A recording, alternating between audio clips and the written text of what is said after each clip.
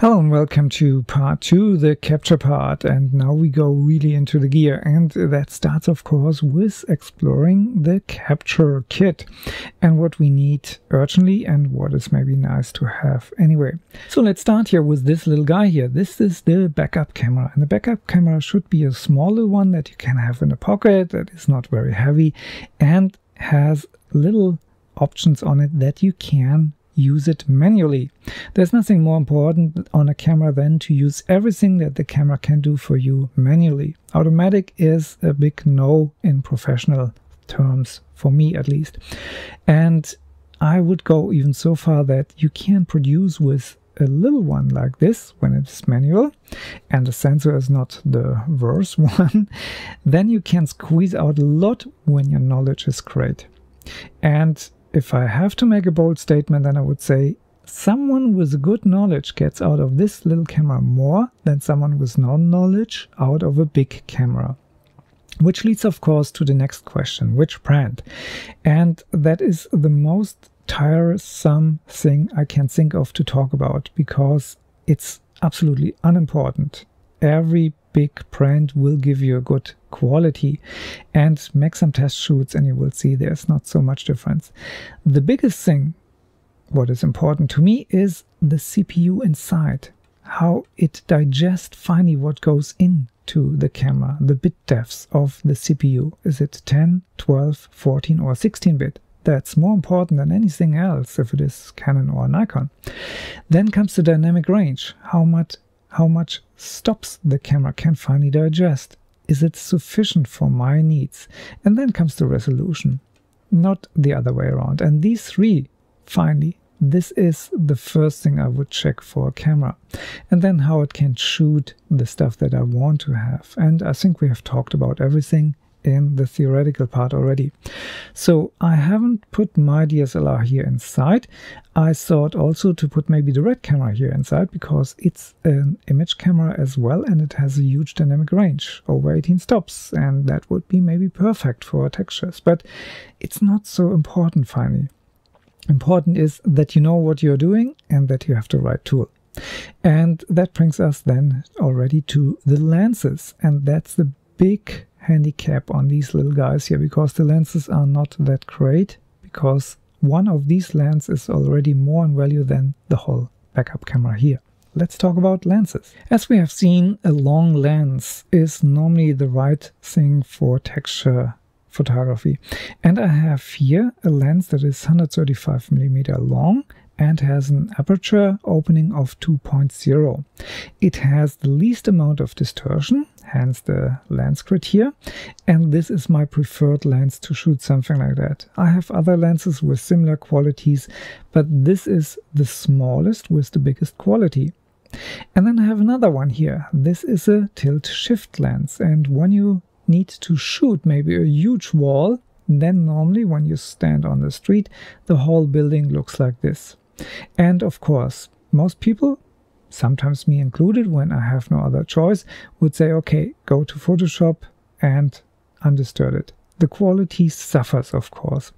And with this lens, you can just bend this lens in this way, and then these points here build up on the sensor directly on the outside, and you have nothing to do inside of Photoshop. You get an undistorted picture from the start, perspectively undistorted. This is the great benefit of these TS lenses, tilt-shift lenses. To have these both lenses in the kit is certainly something that I would suggest. Sometimes a wide-angle lens is needed, and the tilt-shift is wide in this case here, but 2 or 3 lenses to have on your hand is always a good idea. And I could talk about lenses certainly several hours, but I try to limit myself here to 2 suggestions that I have. One long one to get an orthographic view, and one for the perspective distortion here. And this should be all. If you have more questions about lenses, I'm happy to answer them in the forum. I have put here as well a little extender. This is a 2-time extender. And when I talk about long lenses, then I do not expect to take a short lens, 50, 70, 85 or something like that, and put an extender into it, if that is possible at all. And extender normally take the light away, but also the quality. You never get the same quality with a high quality lens with the mixture with an extender. So this is normally only for the worst case scenario. When you can't deal with anything else, it's nice to have, but I try to avoid it at all cost to use them. If I have to shoot the moon, I use it, but normally that's a big quality limiter. The next part in the set should be a remote control, and I have here 3 different ones. One Wi-Fi that works with infrared, and that's very small and nice to have. It's not expensive. And we have here a wired one that works always without batteries. Certainly a good idea to have. And even if you can hold the camera very stable, I would suggest this. And of course the tripod, which we will talk in a few minutes. A remote control improves the quality, even if there's only a sub-pixel vibration in your hand, the quality will go a little bit lower, and especially for bracketing shooting with a tripod remote control. And here we have a Pro Mode control, and this is an automatic remote control, so to say. You set up what you want to shoot, and then it gives you any sequence, even in HDRI. These things look different for each camera perhaps, and you will find different brands and options.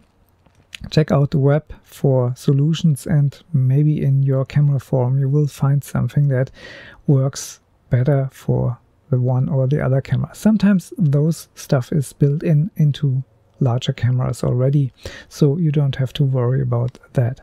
One very important part is of course to have a spare battery, and I can't stress this enough. Sometimes you have to run and gun out of the house and the battery in the camera is maybe half empty or completely empty. Sometimes it happens, and to have in the bag always a full charge battery is a good idea. It's a must-have in my book, and that is why I point this out here. Some memory cards, always a good idea to have, and if your camera can hold 2 chips and have a backup directly in the camera, wonderful.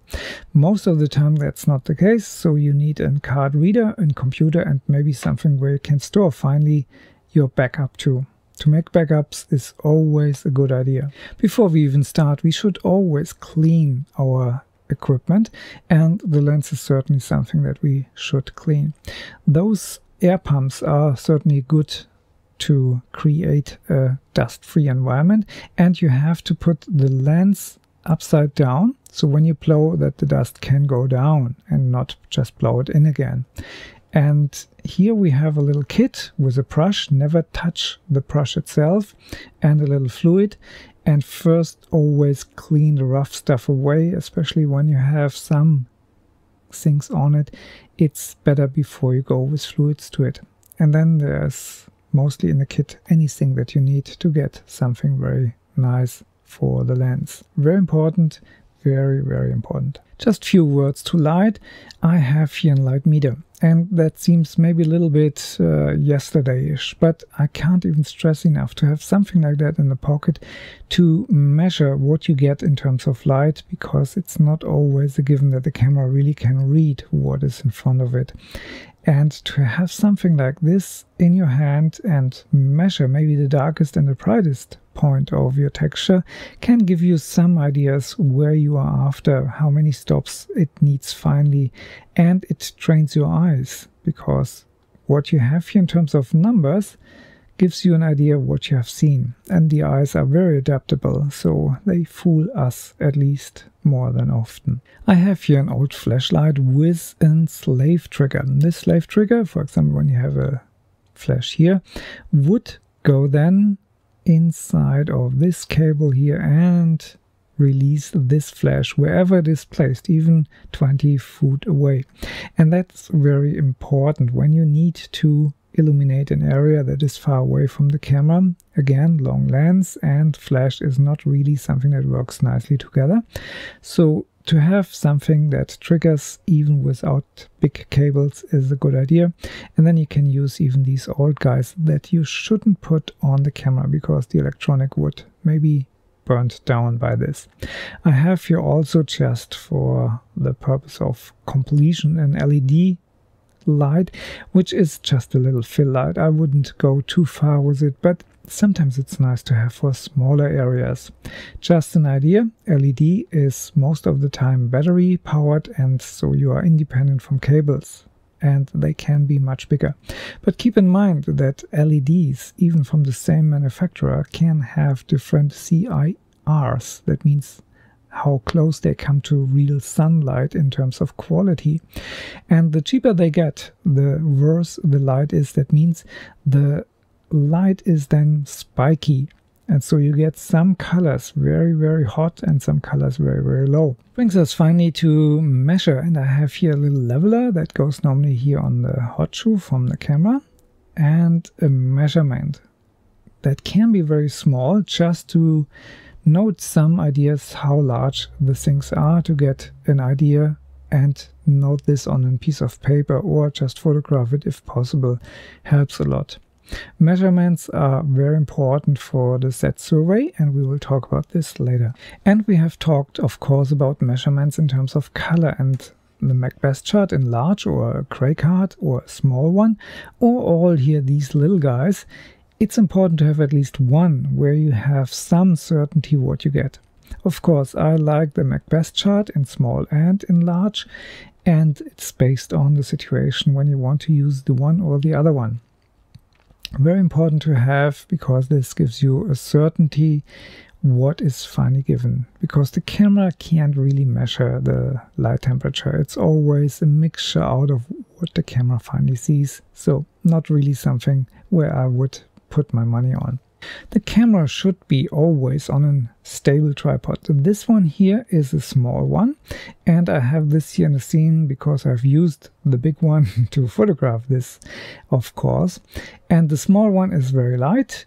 It's mostly more transportable than a big one, but it's most of the time not stable enough for a DSLR. And you should test your tripod with the largest lens you have, and then try to change things, move it or so, because if you have a ball head on it and it hangs a little bit over, out of balance, you will see how fast this whole thing, when it's a small one, gets unstable. So the more stable a tripod is, the more expensive it might be, but it's an investment from my point of view for a lifetime.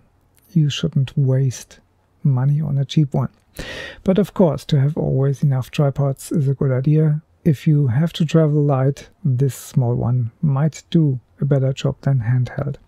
And as an alternative, a monopod for all cases where you can't put your tripod on. It's not always allowed in many cities.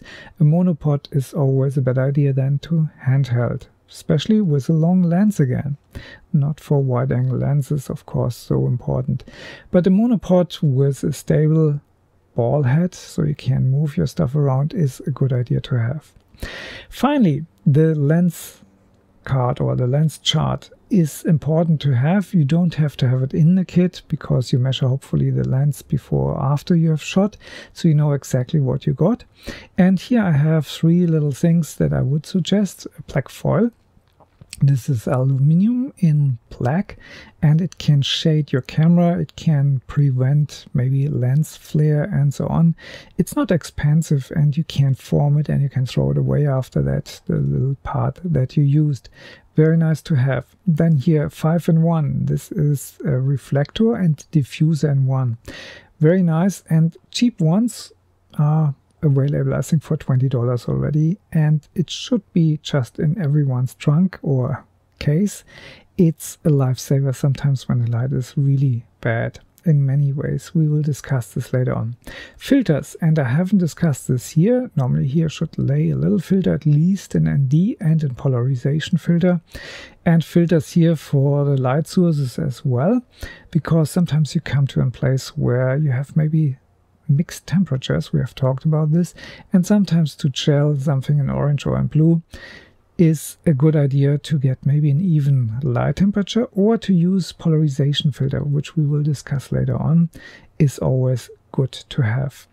And I could go on with the light kit, of course. I have tried to keep it here small, and I have said which I think is very important, which I think is not so important, and it fills just one bag if you really put the most necessary stuff together.